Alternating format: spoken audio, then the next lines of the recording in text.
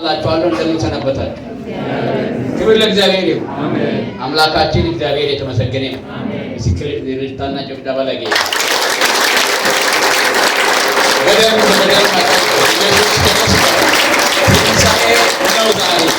ስለዚህ በትንሣኤው ኃይል ጌታን የምናመልክበት ጊዜ ስለሆነ ጌታን ከልባችን ለማምለክ የመጀመሪያው ነገር እግዚአብሔርን ከፍ ከፍ ማድረግ ነው። ክብር ለእግዚአብሔር ይሁን። ይገሙና ጨብጭቡ። ጌታ እግዚአብሔር የተመሰገነ ነው። ቀኑን ሰጠን፣ ዘመኑን ሰጠን፣ ቦታ ማረፊያ ማገልገያ ቤተክርስቲያን ሰጠን፣ እንደገና ህዝብ ሰጠን። እዚህ ቦታ ላይ ደግሞ የሚያስፈልጉን ሌሎች ነገሮችንም አሟላለን። እግዚአብሔር ስሙ የተባረከ ይሁን። ክብር ለእግዚአብሔር ይሁን። አባታችን እግዚአብሔር የተመሰገነ ይሁን። በጣም ደስ ብሎኛል። ሰሞኑን ቅድም እዚህ ቦታ ላይ የተደረገው ስርዓት ቀላል ስርዓት አይደለም። ልጆችን እግዚአብሔር ማስረከብ መጽሐፍ ቅዱሳዊ መሰረት ያለው በብሉይ ኪዳን ልጆች ህፃናት ከተወለዱ በኋላ ወላጆቻቸው ወደ ቤተ መቅደስ ልጆቻቸውን ይዘው ይመጣሉ። ወደ ቤተ መቅደስ ይዟቸው ይመጣሉ። ወደ ቤተ መቅደስ ልጆቻቸውን ይዘው ሲመጡ እንዲመጡ የተሰጣቸው ህግ አለ በብሉይ ኪዳን ውስጥ። እሱም ምንድነው?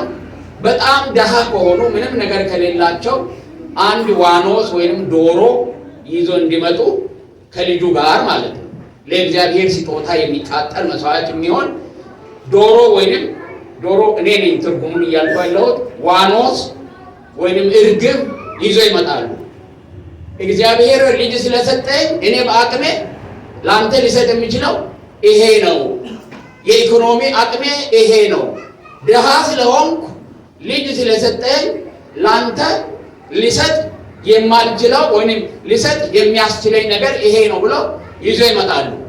ያንን ይወስዱና በቤተ መቅደስ ያሉት ካህናት ለእግዚአብሔር የሚቃጠል መስዋዕት አድርገው ያንን ልጅ ለእግዚአብሔር ያቀርባሉ ወይንም ያነጻሉ። የተሻለ ኑሮና ገንዘብ ያላቸው ደግሞ ፍየል ወይንም በግ ምኩት ይዞ ይመጣሉ። እንደ ኑሯቸው ማለት ነው። ይዞ ይመጡና ያንን ደግሞ መስዋዕት ተደርገው ያ ልጅ ምን ይሆናል? ይነጻል ወይንም ለእግዚአብሔር ያስረክባሉ። ከዛ ማለት ያለ ደግሞ ሀብትና ባለጠግነት ያለው በሬም ቢያመጣ ካህናቱ ከመቀበል ወደኋላ አይሉ። ምክንያቱም እነዛ ሰዎች የተሰጣቸው ስጦታ ከሚያመጡት ስጦታ የበለጠ እንጂ ያነሰ አይደለም። ልጅን የሚያክል የተሰጠው ሰው ድህነቱም ሆነ ብልጽግናው እግዚአብሔርን ደስ ሊያሰኝ የሚችል ስጦታን ይዞ ነው የሚመጣው። ስጦታን ይዞ ነው የሚመጣው። ሁሉ ጊዜም በብሉይ ኪዳን በአዲስ ኪዳን እንደዛው። ዛሬ በቤተ ክርስቲያናችን አንዱ ስርዓት ልጆችን ወደ እግዚአብሔር ስናቀርብ ለሰጠን እግዚአብሔር አፍአዊ ምስጋና ብቻ ሳይሆን በተግባር የሚሰጥ ስጦታም ጭምር ከልጆች ጋር መምጣት መቻል አለበት። ምክንያቱም ቢብሊካል መጽሐፍ ቅዱሳዊ እግዚአብሔር ልጅን ያህል ከሰጠን እኛ ደግሞ በአቅማችን ልካችንን እናውቃለን። ቤተክርስቲያን ደንብና መመሪያ በዚህ ጉዳይ ላይ ይሄን ያህል አምጡ የሚችለው ነገር አይኖራትም። ግን ለእግዚአብሔር የሚሆን ስጦታ ወደ ቤተ ክርስቲያን መምጣት መቻል አለበት። መደሰታችንን እግዚአብሔር ደስ ያለው ይስጥ አይደል የሚለው መደሰታችንን የምንገልጽበት መንገድ ስጦታን ከእግዚአብሔር እንደተቀበልን ሁሉ እንዲሁ ደግሞ ስጦታን ለእግዚአብሔር በመስጠት ይህንን መልመድ አለባችሁ። ይህ የቤተ ክርስቲያናችን ስርዓት ነው። ብዙዎቻችሁ አውቃለሁ ጌታን እንደምታመልኩ እንደምታመሰግኑ። አንዳንዶቻችሁ በቤታችሁ ትልቅ ድግስ በሺዎች የሚቆጠር ድግስ ደግሳችሁ ድሆችን የተቸገሩትን አብልታችሁ አጠጥታችሁ እንደምታመሰግኑ አውቃለሁ። በጣም መልካም ነው። በጣም መልካም ነው። እሱ ግን እግዚአብሔር ጋር የሚደርስ አይደለም። ለእግዚአብሔር የሚደርሰውን በቀጥታ እግዚአብሔር ስራ የሚሰራበት ሰው የሚድንበት ወንጌል የሚሰራበት በእግዚአብሔር ቤት ውስጥ ያሉ ለእግዚአብሔር ጊዜያቸውን የሰጡ ሰዎች የሚመገቡበት ስጦታ ወደ ቤተ ክርስቲያን መምጣት አለበት። ከዚህ በኋላ ስትመጡ ኮስታም ጭምር ይዛችሁ መጣችሁ ነው ለፓስተር የምታስቀርቡ። እግዚአብሔር ከዚህ በኋላ መዓት ሰዎች እንደሚጋቡ መዓት ሰዎች እንደሚወልዱ ከዛም በኋላ እነዛ ማዕሰዎች ደግሞ ወጣቶች ነና ማዕሰዎች ስጦታንና ልጆቻቸውን እየያዙ ቤተክርስቲያን በስጦታ ብቻ ችግሮቿን እንደምትወጣ አምናለሁ፣ ተስፋ አደርጋለሁ። ይሄን ህግና ስርዓት አለ። ይሄ ብቻ አይደለም። እግዚአብሔር ልጅ ብቻ አይደለም የሚሰጠው። መጋባት ሚስት የሰጠው ሰው ሚስት ቀላል ነው ይገኛል እንደ በቀላሉ ባልስ በቀላሉ ይገኛል እንደ ልጆች ይገኛል የለም እኮ የሚሉኝ ልጆች አሉ። እዛ በስራ ቦታ ላይ ከየት ይምጣባል? እግዚአብሔር ባል ሲሰጣችሁ፣ እግዚአብሔር ልጆች ሲሰጣችሁ፣ እግዚአብሔር ስራ ሲሰጣችሁ፣ እግዚአብሔር ከበሽታ ሲፈውሳችሁ፣ እግዚአብሔር ትዳር ሲሰጣችሁ መደሰታችሁን ከዚህ በኋላ በተግባር ፖስታ በማምጣት ለቤተ ክርስቲያን በመስጠት መግለጥ መቻል አለባችሁ። ይሄ ምክንያቱም ያ እየነካን የምንሰጠው ስጦታ ነው። በአፍ ማመስገንና ማስመስገን ቀላል ነው። ሰጥቶ ግን ማመስገን ምን ያደርጋል? ዋጋ ያስከፍላል። በዋጋ የማይገመት እግዚአብሔር ስጦታ ሲሰጠን ተግባራዊ የሆነ ነገርን በማድረግ ቤተ ክርስቲያን አምጥተን መስጠት መቻል ዳስ አገልግሎት ነው። ትክክለኛ አገልግሎት ነው። ስለዚህ ይህንን እንዳትረሱ ላሳስባችሁ ፈልጋለሁ። ዛሬም ልጆቻችሁን ያስረከባችሁ የጌታ ያለባችሁ ስጦታችሁን ስጡ። ከዛ በኋላ የሚመጣው ሰው ይሄንኑ በአቅሙ ልክ ልቡን ደስ እንዳለው ለጌታዬ ይሄ በቂው ነው ካላችሁ ይዛችሁና በስጦታ ለእግዚአብሔር ለልጆቹ ለጌታ አቅርቡ። እኛ በነፃ ነው የምናቀርበው ወደ ጌታ። ልታመጡት ለእኛ ሳይሆን ለማን ነው? ለማን ነው የሚሰጠው? ለማን ነው የሚሰጠው? ለእግዚአብሔር ነው የሚሰጠው። በጣም ደስ ያለኝ ደግሞ ሰሞኑን ፈትኛቸዋል። እናንተ በተለይ በስጦታ እዚህ ቤተክርስቲያን አባላት የሆናችሁ የኔን ፈተና አልፋችኋል። ክብር ለእግዚአብሔር ይሁን። አደብስ ጳውሎስ አንድ ጊዜ ለቆሮንቶስ ሰዎች ምዕራፍ ሁለተኛው ላይ ሲጽፍ ምዕራፍ 9 ላይ እንዲህ አላቸው። እንዲህ ብሎ ተናገረ። በጣም የሚገርም ቃል ነው ያለው እና ዛሬ ይሄንኑ ነው ለእናንተ የምናገረው። ምዕራፍ 9 ላይ ቁጥር 2 ማን ነው? ሁለተኛ ቆሮንቶስ ለቅዱሳን ስለሚሆነው አገልግሎት ልጽፍላችሁ አያስፈልግም፣ በጎ ፈቃዳችሁን አውቄአለሁና ይላል። ለቅዱሳን እሱ ገንዘብ ነው የጠየቃቸው። ለተቸገሩት ለመቄዶንያ ላሉት ክርስቲያኖች እንዲሰጡ ገንዘብ ጠይቋቸዋል። እነሱ ደግሞ ጳውሎስን ምን አድርገውታል? አስደስተውታል። ከችግርና ከመከራ ውስጥ ሆነው እንኳን ስጦታ በመስጠት ስላስደሰቱት ለነሱ ስለራሳቸው መልሶ ነው የሚመሰክርላቸው። ምን ብሎ ነው የሚመሰክረው? ለቅዱሳን ስለሚሆነው አገልግሎት ልጽፍላችሁ አያስፈልገኝም። ሁሉ ጊዜ ጳውሎስ ሰዎች ሊያውቁ የሚገባቸው ነገር ነው የሚጽፈው። አሁን ይሄንን ግን ስላወቁና ስላደረጉ ልጽፍላችሁና ልነግራችሁ አልፈልግም። ነገር ግን ምን ሲለው ልጽፍላችሁ አልፈልግምና በጎ ፈቃዳችሁን አውቄአለሁ። ክብር ለእግዚአብሔር። እኔም ለዚህ ቤተክርስቲያን ምእመናን በጎ ፈቃድ አውቄአለሁ። ባለፉት 2 እና 3 ሳምንታት በዚህ ቤተክርስቲያን ውስጥ እጥረት የነበረብንን ችግር የነበረብን ነገሮች እንድታግዙና ወደ አገልግሎት እንድትገቡ ድጋፍ እንድታደርጉ በጠየቅኳችሁ ጊዜ አላሳፈራችሁም። ከዚህ የተነሳ ለዚህ ቤተክርስቲያን የሚያስፈልገው ምን ሆኗል? ተሟልቶላታል። ቬንቲሌተሮች አሉ። እግዚአብሔር የተመሰገነ ይሁን። እንደገና ስለነዚህ ነገሮች እናመስግን። ዛሬ ደግሞ ሌላ ነገር ጌታን የምናመሰግንበት አለን። እዚህ ቦታ ላይ አላያችሁም? አንድ ከባድ መሳሪያ ገብቷል።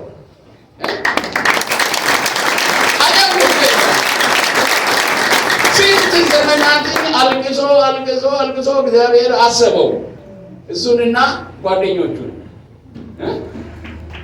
ብርሃኑ ሌላም ከእናንተ ጋር ሲሯሯጥ የነበረ ሰው ካለ አንሱና። ግን ዋናዎቹ መሪ ነው የምፈልገው። መሪ ሲመራ ነው አይደለ? ከመሪዎች መካከል ማን ነው የቀረው? ተነስ። ቀስ ብሎ ነው ብዙ ሁሉ ነገር ቀስ ብሎ። እስቲ አዳምጡላችሁ። ያደረጉ ያልተሳካ መሰላቸው። ያልተሳካ መሰላቸው ግን ከእናንተ የተነሳ ዊዝን ዊክ በአንድ ሳምንት ተሳክተው የ30 ምናምን ሺህ ብር 36-37 ሺህ ብር ዕቃ ገዝተን አስገብተን ይሄው ሚክሰር አለን አዲስ። ክብር ለእግዚአብሔር ይሁን። እኛ እንደውም ትንሽ የሚያሳፍር ስራ ልንሰራ ስለነበር አሮጌውን ሸጠን ለመጨመር አሰብንና በኢየሱስ ክርስቶስም ፈጽሞ ይህንን አናደርግም። ነገ ሌላ ቤተክርስቲያን ስለምንመሰርት ያኛው ደግሞ ወዴት ይሄዳል? ወደ ሌላ ወይ ወደ እናንተ ይሄዳል፣ ወደ ወደታች ይሄዳል፣ ወይ ወደዚህ ወይ ወደዛ ይሄዳል። አይገርም? እግዚአብሔር እያሰፋን ስለሆነ ክብር ለእግዚአብሔር ይሁን፣ ክብር ለእግዚአብሔር ይሁን። ግን ምን አሉ መሰላችሁ? የሚገርማችሁ ነገር እኛ እኮ አሁን አንድ ጆሮ ነው ያለን፣ አንድ ጆሮ ነው ያለንና ሙሉ እንድንሆን አንድ ሌላ ጆሮ ያስፈልገናል። ጆሮ ያሉት ምን እንደሆነ ታውቃላችሁ? ይሄ ስፒከር ነው። ይሄ ስፒከር 40 ሺህ ብር ነው አይደል? 40 ሺህ ብር ነው። ይሄኛው ሁለተኛው እነዚህ አይሰሩም፣ አሰሙም። ከታኛውን እየሰማችሁ ለውሸት እንዲሁ ለውበት ነው ያስቀምጡት።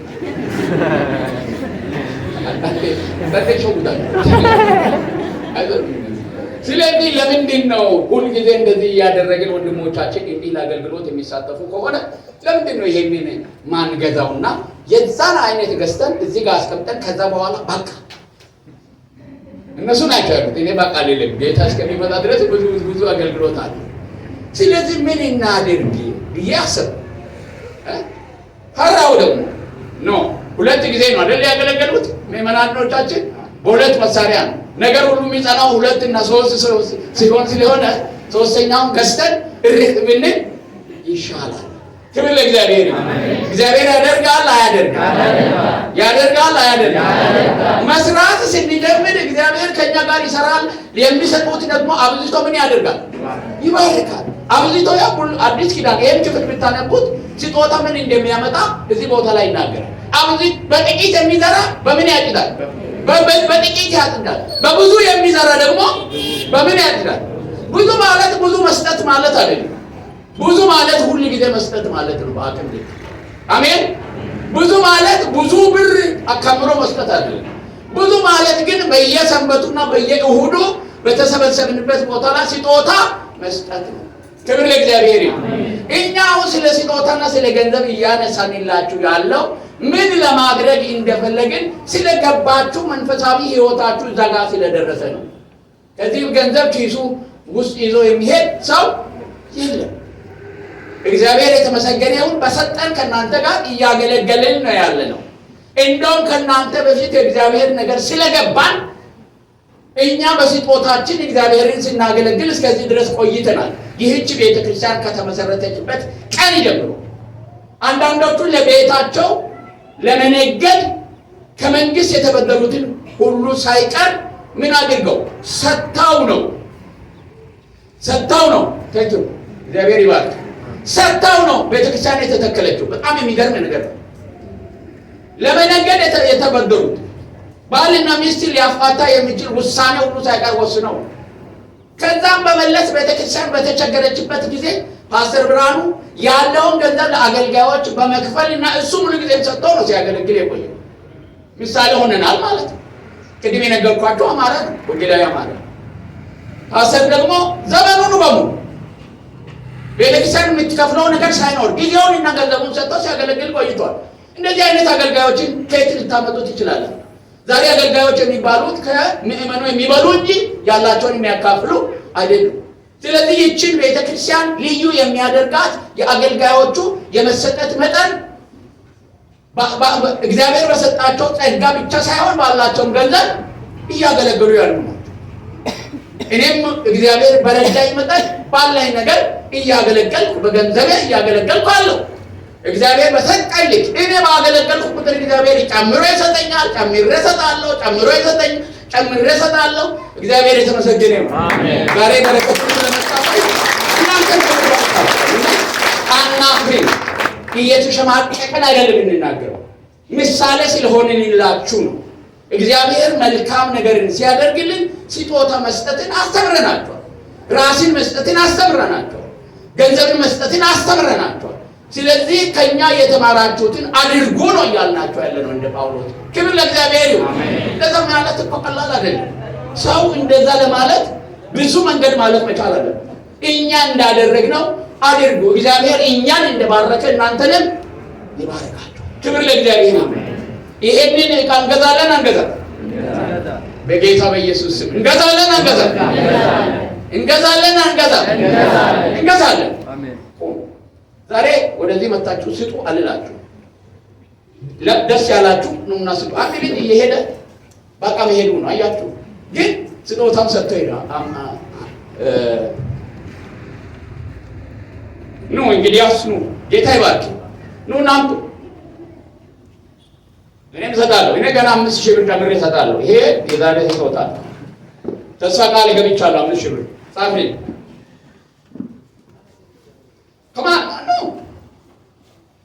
ጌታ ይባርካችሁ። በጣም የሚገርም ነገር ነው የእግዚአብሔር ቸርነት።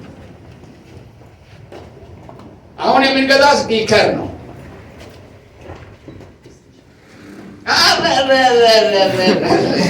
ይሄንን አልናገርም።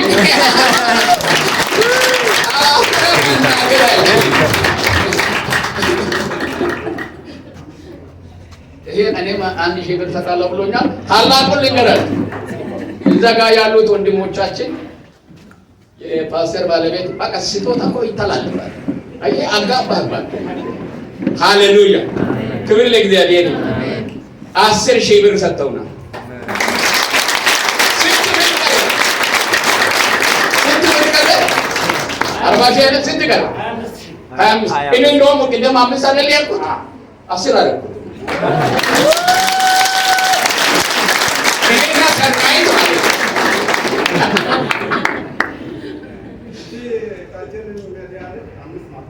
500 ክብር ለእግዚአብሔር ይሁን። ብሩ ገባ። ቶሎ በሉ ባቡሩ አሁን ሊንቀሳቀስ ነው፣ ሊሄድ ነው። ናና ወደዚህ አንድ ሰው ሌላ ሰው አንጨምርልኝ። ወረቀት ያዙና ጻፍ። ጌታ እየሰራ ነው ያለው። ክብር ለእግዚአብሔር ይሁን። 2000 ብር ይላል። ወደዚህ ተሰቃ ቃል የሚገባ አትጨናነቁ፣ ደስ እያላችሁ ብቻ አድርጉ አለ። ያው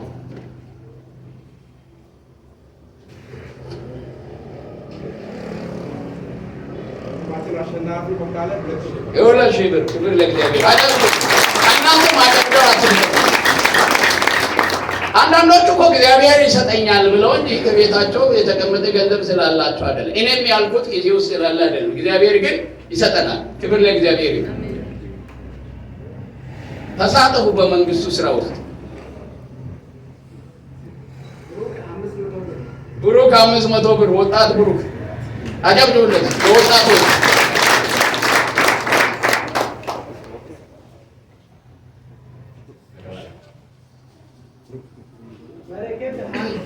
በረከት 1000 ብር እዚህ ሰፈር አላችሁ እያንዳንዱ እዚህ አካባቢ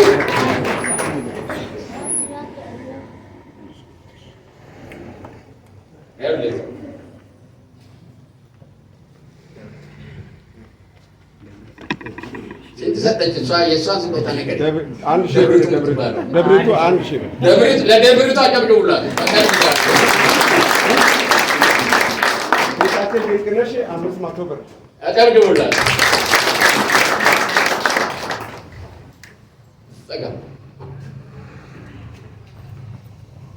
ኢየሱስ ጌታ። ወንድማችን ማርቆስ ቱንሲሳ 1000 ብር በጣም ጥሩ አጨብጭቡ።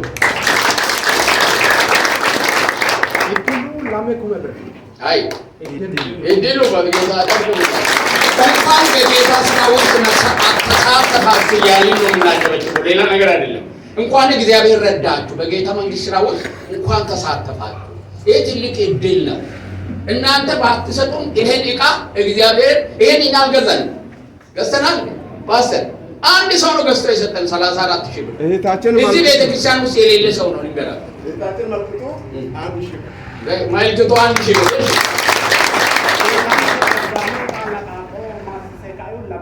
ብላሜኩ ማን ናቸው? ጌታ የተመሰገነ ይሁን። ጨርሰናል።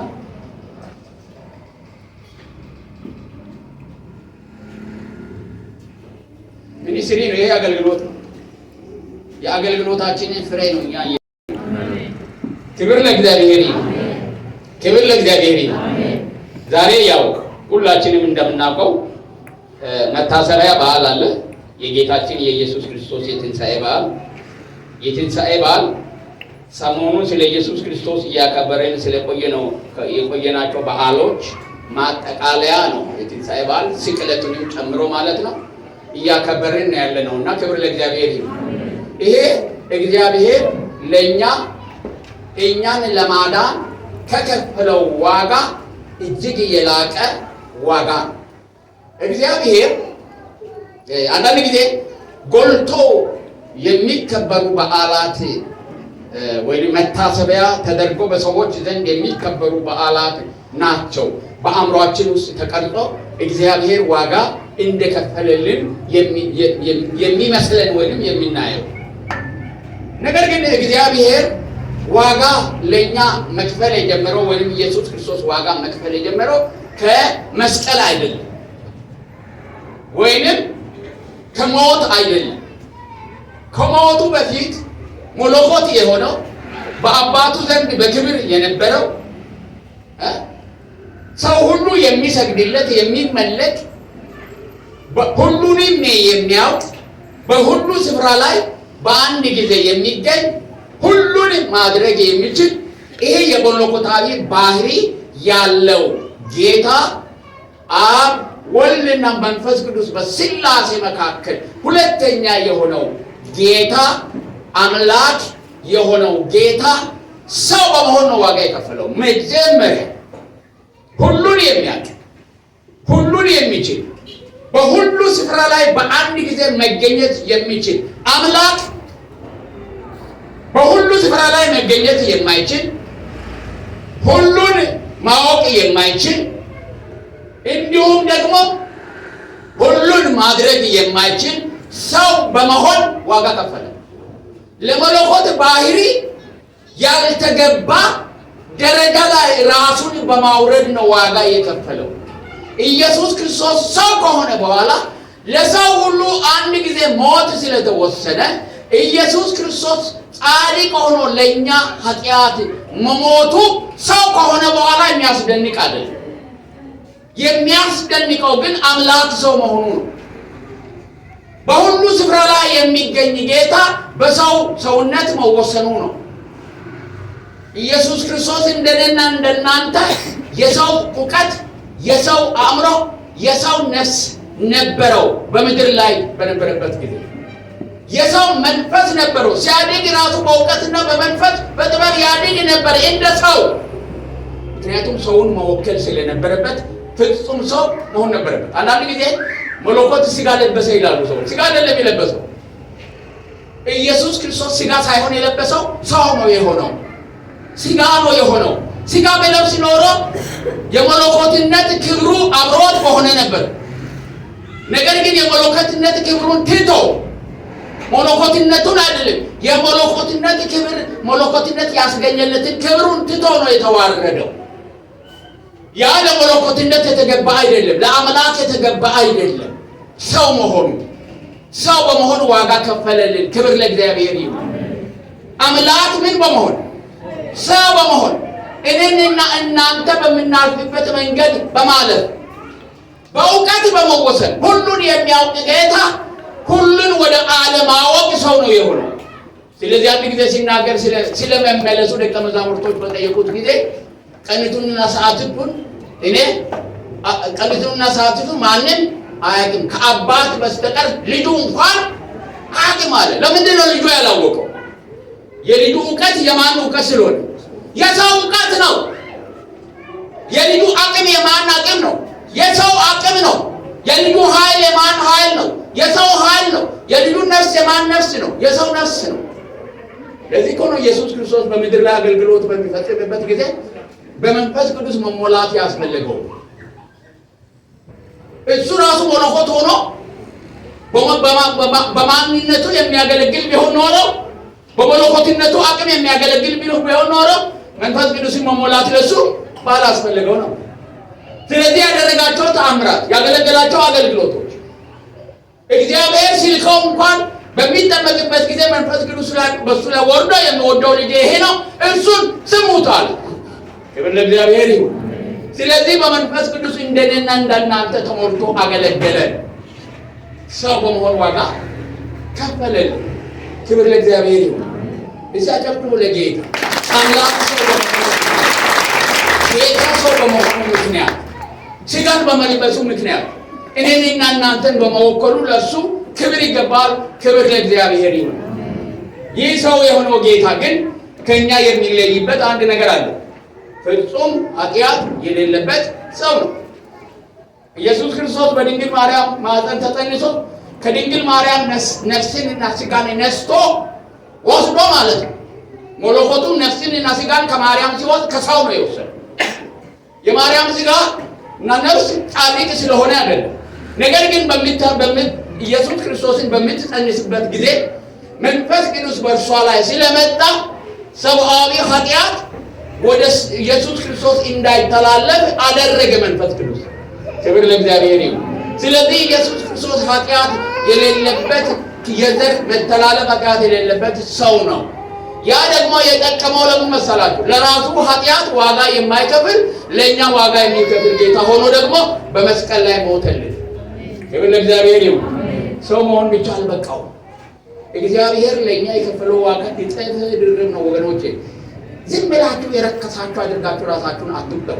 በክርስቶስ ኢየሱስ የዳናችሁ ሰዎች እኛ በጣም ውድ ነን። ብዙ ዋጋ ነው የተከፈለው። አምላክ ለእኔና ለመሞት ራሱን ሲያዘጋጅ ሰው ሆኗል። አምላክ ደግሞ በኃጢአተኞች እጅ ምን ሆኗል? መስቀል ላይ ተሰቅሏል።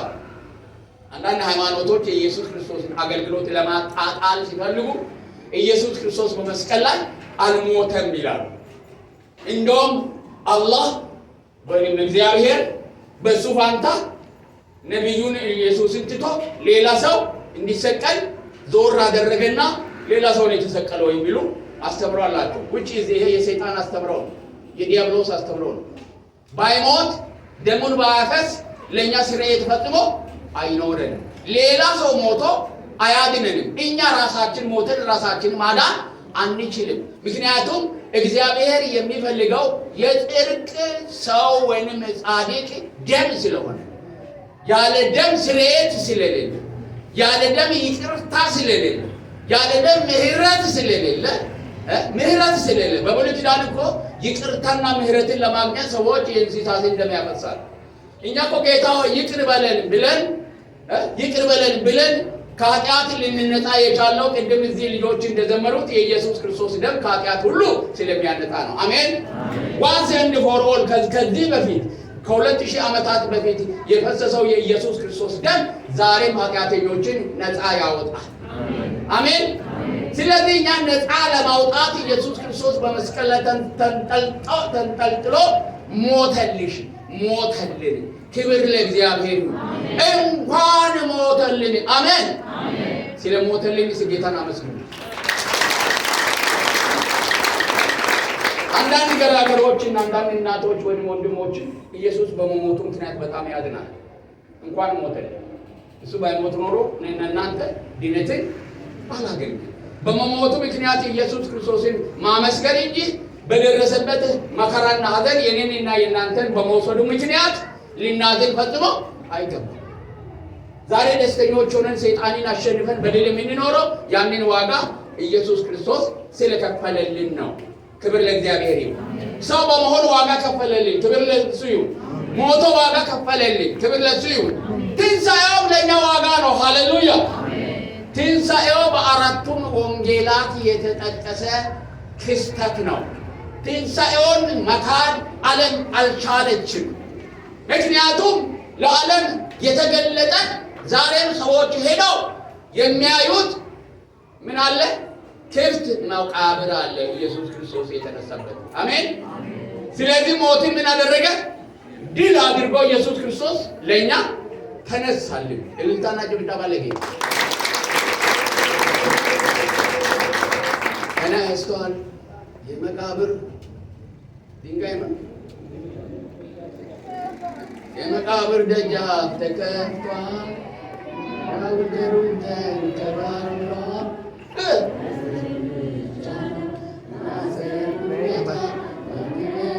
በነብ ዘምሩ። ተነስቷል። የመቃብር ደጃፍ ተከፍቷል። ድንጋዩ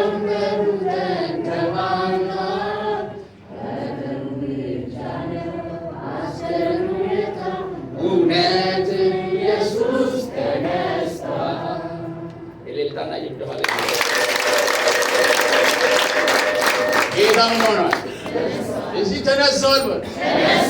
ጌታ ተነስተዋል። ክብር ለእግዚአብሔር ይሁን።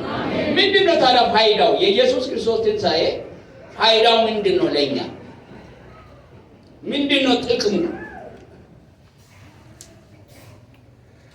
ያስነሳው እግዚአብሔር ነው ልጁን ኢየሱስ ክርስቶስን። በተለይ እንዲህ ይላል፣ እግዚአብሔር አብ ኢየሱስ ክርስቶስን ከሙታን አስነስቶታል።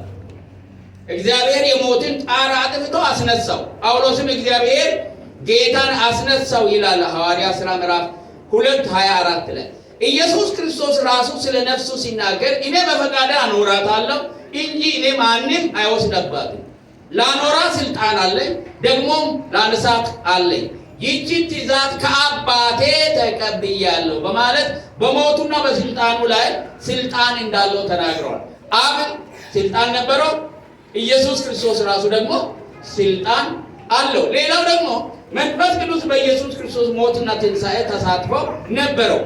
መንፈስ ግን ከሙታን ማስነሳት የተነሳ በኃይል እግዚአብሔር ልጅ ሆኖ ይላል ሮሜ ላይ። ከነዚህ ሐሳቦች በኢየሱስ ክርስቶስ ትንሣኤ አብ ወልድና መንፈስ ቅዱስ አሉበት። ክብር ለእግዚአብሔር። ስለዚህ ትንሣኤ የማን ስራ ነው? የሥላሴ ስራ ነው። እግዚአብሔር አብ፣ እግዚአብሔር ወልድና እግዚአብሔር መንፈስ ቅዱስ ኢየሱስ ክርስቶስን ከሙታን በማስነሳቱ ውስጥ ምን አላቸው? ትንሣኤ በማስነሳቱ ውስጥ ድርሻ አላቸው። ግን የኢየሱስ ክርስቶስ ትንሣኤ ለምእመናን በርካታ ጥቅሞችን የሰጠው፣ ይህንን ብቻ በደንብ ነግሬያችሁ አበቃለሁ።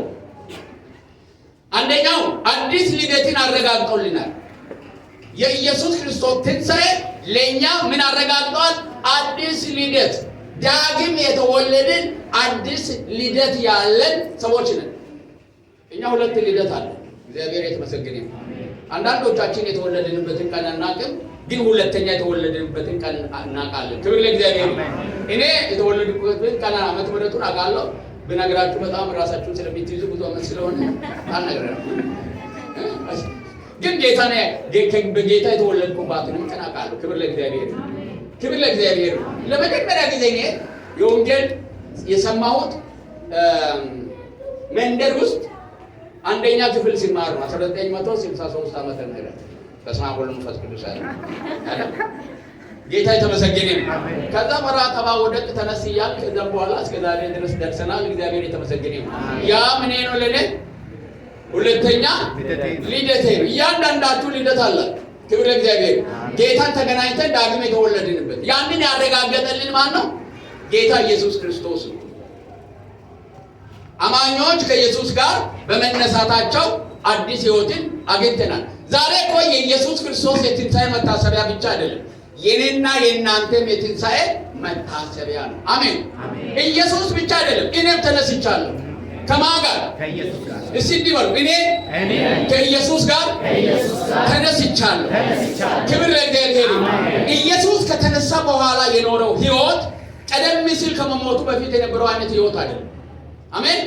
የክብር ሕይወት ነው። ከዛ በኋላ የኖረው ኃጢአትን ድል አድርጎ ሞትን ድል አድርጎ ከተነሳ በኋላ ቀድሞ ወደ ነበረበት ክብሩ ስለተመለሰ የክብር ሕይወት ነው የኖረው። እኛም ከኢየሱስ ክርስቶስ ጋር የተነሳን ሰዎች የክብር ሕይወት የምንኖር ሰዎች ነው። ኃጢአትን ድል አድርገን አሸንፈን ከሌሎች ሰዎች ተለይተን የምንኖረው የትንሣኤው ኃይል በእኛ ሕይወት ውስጥ ስለሚሰራ ክብር ለእግዚአብሔር። ስለዚህ ትንሣኤው የኃጢአት ይቅርታን አስገኝቶልናል። በተለይ አንደኛ ቆሮንቶስ ምዕራፍ 15 ላይ ትንሣኤው እግዚአብሔር ለሕዝቡ በኢየሱስ ክርስቶስ ራሱን ያቀረበበት የኃጢአት መስዋዕት ስለሆነ ኃጢአት ምን መስዋዕት ተከፍሎለታል። እግዚአብሔር ከዚህ በኋላ የኃጢአት ዋጋን ከሰው ዘር አይጠይቅም። በቂ የሆነ ዋጋ ማን ከፍሏል? ኢየሱስ ከፍሏል። አንዳንድ ሐሰተኛ አስተማሪዎች ኢየሱስ ክርስቶስ ዋጋ የከፈለው ለሰይጣን ነው። ሰዎች ኃጢአት በመስራታቸው ምክንያት ሰይጣን ምን ስላደረገ ስለያዛቸውና ስለወረሳቸው እነሱ ለማስለቀቅ ለማን ዋጋ ከፈለ ይላል? ለሰይጣን። ሰይጣን ዋጋ ሊከፈለው የሚገባ አይደለም። ዋጋ የተከፈለው ለተበደለው ለእግዚአብሔር ነው። ካሳ ነው የተከፈለው። እግዚአብሔርን ሰው በመውደቁ ምክንያት ምን አድርጓል? በድሏል። ከእግዚአብሔር ተለይቷል። ልጁ ኢየሱስ ክርስቶስ በሕይወቱ እግዚአብሔርን ደስ በማሰኘት እና በሞቱ ደግሞ ለእያንዳንዳችን ዋጋ በመክፈል ከእግዚአብሔር ጋር አስታረቀ። አሜን። ክብር ለእግዚአብሔር። አሜን። እኛ ከእግዚአብሔር ጋር የታረቅን ሰዎች ነን። እሺ ሌልታና ጭብጨባ ሲለኝ ይታወቃላችሁ። ከቤተ ጋር እኮ የታረቅን ሰዎችን ኢየሱስ ዋጋ ስለከፈለ ምንም ሳናደርግ ምንም አድርገናል። የትኛውም ሰው የሚከሳችሁ ኃጢአት ይኑር ወገኖች፣ ሳትወዱ ወይ በማወቅም ሆነ ባለማወቅ የገባችሁበት በደልና ኃጢአት ይኑር ዋንስ ኤንድ ፎር ኦል የኢየሱስ ክርስቶስ ደም ሸፍነው እግዚአብሔር እናንተን በክርስቶስ ኢየሱስ መነጽር ውስጥ ነው የሚያያል። ከዚህ የተነሳ ከእግዚአብሔር ጋር ምን አለን? እርቅና ሰላም አለን። ክብር ለእግዚአብሔር ይሁን። ምን አለን? እርቅና ሰላም አለን። ዋጋ ተከፍሎልናል። የማንም ሀብትና ባለጠግነት ሊከፍለው የማይችለው ዋጋ ተከፍሎልናል። ደግሞም ኢየሱስ ክርስቶስ ከሙታን በመነሳቱ ምእመናን ሥጋዊ ትንሣኤን እንደሚያገኙ አረጋግጧል። አሜን አሜን። አንድ ቀን ኢየሱስ ሲመጣ ሁላችንም ከኢየሱስ ክርስቶስ ጋር ከሙታን ተነስተን እሱን እንገናኘዋለን። እርግጠኞች ነን። ለምን? የኛ በኩራት ሆኖ የኛ ትንሣኤ ማሳያ ሆኖ ኢየሱስ ክርስቶስ ተነስቷል። አሜን አሜን አሜን። ለዚህ ነው እኮ ወንድሞቻችን በሥጋ ከኛ ሲለዩ እኛ ክርስቲያኖች ምርር ብለን አናግልም። ለምን? አንድ ቀን ተነስተን ጌታችንን ከበን አብረን እንዘምራለን። ሃሌሉያ ሃሌሉያ። ኢየሱስ በመነሳቱ ምክንያት ተከታዮቹም አንድ ቀን ምን ይሆናሉ? ይነሳሉ። ትንሣኤ አለ። ለኢየሱስ ክርስቶስ ብቻ አይደለም። የአዲስ ኪዳን ምእመናን በጌታ በኢየሱስ ክርስቶስ ዘመን ማርታና ማርያም ወንድማቸው በሞተ ጊዜ ኢየሱስ ክርስቶስ ያስተማረውን ትምህርት በዛ ስፍራ ላይ ስትናገር እንመለከታለን። ምን ብላ? በትንሣኤው ቀን ይነሳል። አሁን ግን ምን አለ? ተዋለችው። ትንሣኤን ታምናለች ማለት ነው። ስለዚህ እኛም ትንሣኤውን የምናምነው ኢየሱስ ክርስቶስ በመነሳቱ ምክንያት ነው። ክብር ለእግዚአብሔር ይሁን። የኢየሱስ ክርስቶስ ትንሣኤ ለመላው ዓለም መታደስን አስገኝቷል። መታደስን ክብር ለእግዚአብሔር ይሁን። ስለዚህ እነዚህን ጥቅሞች ያስገኘልንን ክንዋኔ ነው የምናስበው። እንደ ሌሎች ሰዎች እኮ ቀን አይደለም እናስበው። ይሄ የምናስበው ደግሞ ሁል ጊዜም መሆን መቻል አለበት። የኢየሱስ ክርስቶስ ትንሣኤ ከእኛ ጋር መኖር አለበት። ሕይወታችንን የትንሣኤና የድል ሕይወት መሆን አለበት። ይህንን ደግሞ ጠብቀን እንድንኖር እግዚአብሔር ይርዳል። ክብር ለእግዚአብሔር ይሁን። ዛሬ እዚህ ባቆም መርጣለሁ። ሌሎችን ፕሮግራሞች ስላሉ አስር ነው።